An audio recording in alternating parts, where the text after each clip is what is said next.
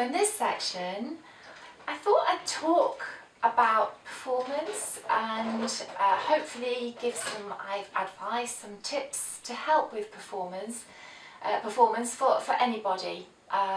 Some of the things might be flute specific or wind instrument specific, but I think actually they'll probably help everybody. I think a lot of the principles are the same, and actually I sometimes read articles from sports coaches and people that compete, athletes that compete, just to find out how they prepare for competitions and things, because actually whatever we do, we're under the same sort of pressure, but in just different ways.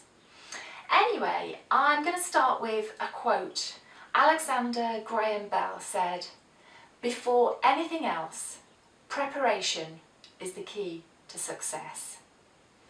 So for us as performers, that means practice, but it means good quality practice, focused practice. It means losing your mobile phones for a couple of hours. Now, as I said, some of these tips might be flute specific, but I think they're going to be relevant for any instruments and singers. The first thing I'm going to talk about is breathing. Now, for a flute player, for my flute students, I say the most important thing in flute playing is breath support and breath control. We've got nothing to resist the air that we're pushing, it's just us. So it all comes from supporting. If we don't support using our diaphragm and abs, then we have to support from somewhere else, and that's when you can end up getting a very tight embouchure, very tight mouth muscles, and they can get achy, or your throat can get in the way. So breathing exercises usually happen in lesson 1 with me, and I've got a few exercises that you might all find helpful, because breathing is a good way to calm yourself and relax yourself, even if you're not having to control your air. So I'm going to give you a couple of exercises. The first one is to create a demand, and basically for this we just blow out. If you imagine that you've got that your lungs are like a balloon, you just deflate, it goes tiny, and in order to do that, to squeeze the last bit of air out, your abs end up pushing really tight, so you end up, your ribs are kind of like squeezed in, your abs have gone really tight, and I need to breathe a little bit so I can talk. So your abs are really tight. Okay, hold that out, hold it out, hold it out. Now just relax your abs. Okay, and just that process of relaxing your abs, your diaphragm automatically kicks in and we start to breathe in. You start to draw air in. It's a natural thing your body wants. Your body needs oxygen. So you create a natural demand and your body takes over. Now obviously when you're performing, when you're playing, when you're practicing, that needs to be more dynamic. So practice doing that a few times and then draw air in. I think try and think of drawing the air in down here rather than sucking it in, because that tightens up your throat, prevents you from getting the same amount of air in. It also makes it more difficult to make a full open sound. So we want to get as much control using your core as possible. So that's the first one. Let's just try that again. So breathe in first of all, and then breathe out. All the way out, out. It's really tight. And relax your abs and draw it in. Now when you draw it in, you expand at the front, your ribs lift and stretch out to the side as well. Maybe just relax, get a bit more air in. Okay, now just put your hands on your ribs and try and keep those lifted and let this go. Now let your ribs go. So it's a great way, if you can hold your ribs out while you're blowing, supporting using your abs, a great way to kind of hold air there to help you get through long sustained passages. Really useful. So that's exercise number 1. Another one is to kind of feel how you can stretch ribs. So they sort of move as a in their entirety. But if you were to sit on the edge of a chair or standing up, just flop over completely, let your head go, completely relax your hands down to the floor, completely relax, breathe out and then breathe in again. When you're in that position, you'll find that your ribs stretch. So hold your breath in, stand up, put your hands on your ribs and breathe. I think I'll probably disappear from view, but I'll do it anyway. So breathe in and breathe out and just flop over, completely relax everything. And then take a deep breath in. Feel that stretch in your ribs, really feel that stretch in your ribs. And then put your hands on your ribs and breathe out. Okay, so you should feel, it just helps you to become more aware of what you can do. And then when you're playing the flute, we always need, first of all, to take that big breath, but then use it. So even when you're playing, all the time you're playing, that's like, 30% sort of strength, just hold it, engage your core to support the sound. And when you play quietly, and especially in the top register, engage even more. 80, 90%, power, really squeeze, really feel that your abs are supporting the sound. That, if you really engage with that, when you maybe do some flexibility exercises, some long notes, you'll find that it allows your embouchure to be a lot more flexible. If you haven't got that support from there, you end up having to use your mouth a lot more.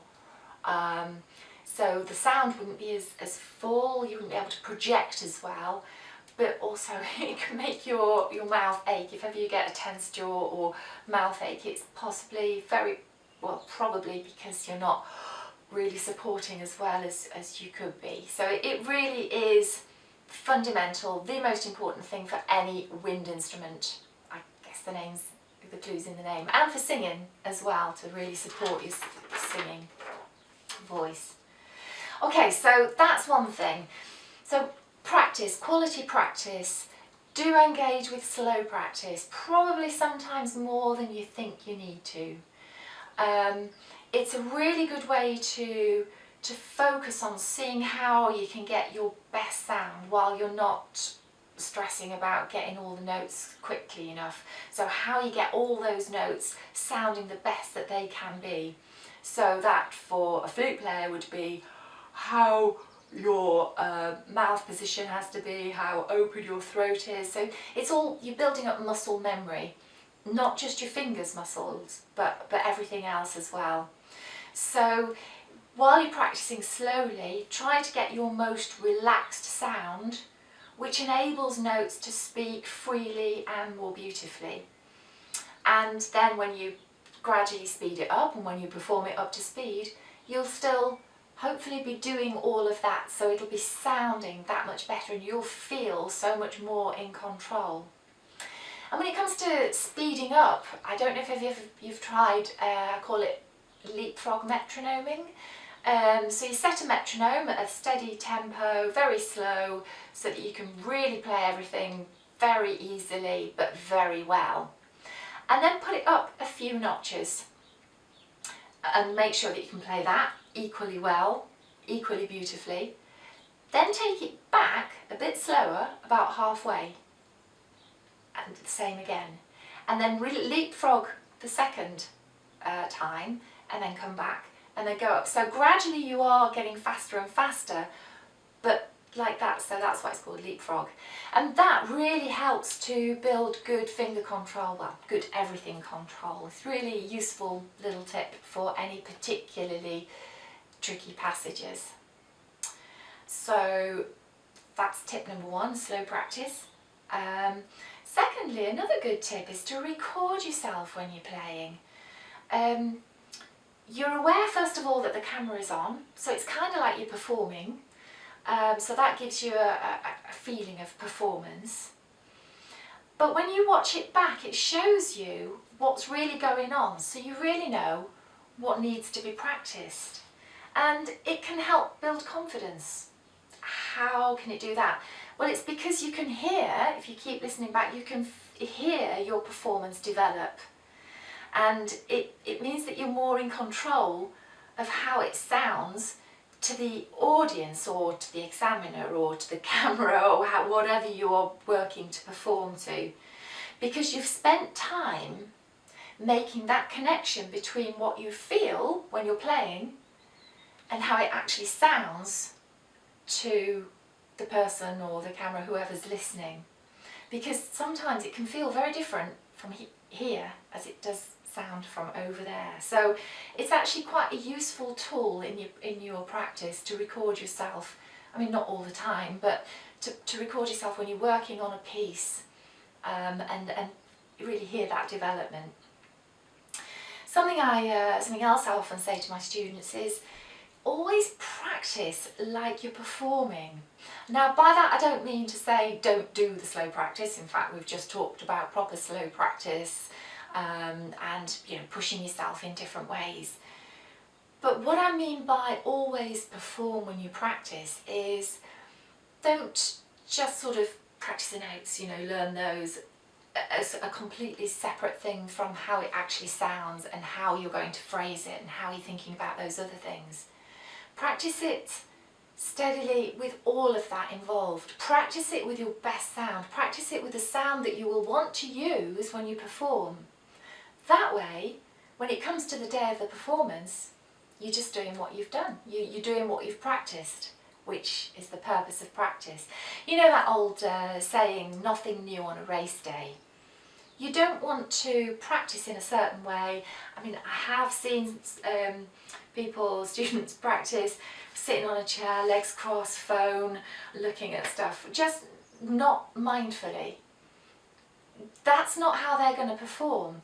So it's not actually helping them as much as it could help them if they practice, if I practice the way I hope to perform.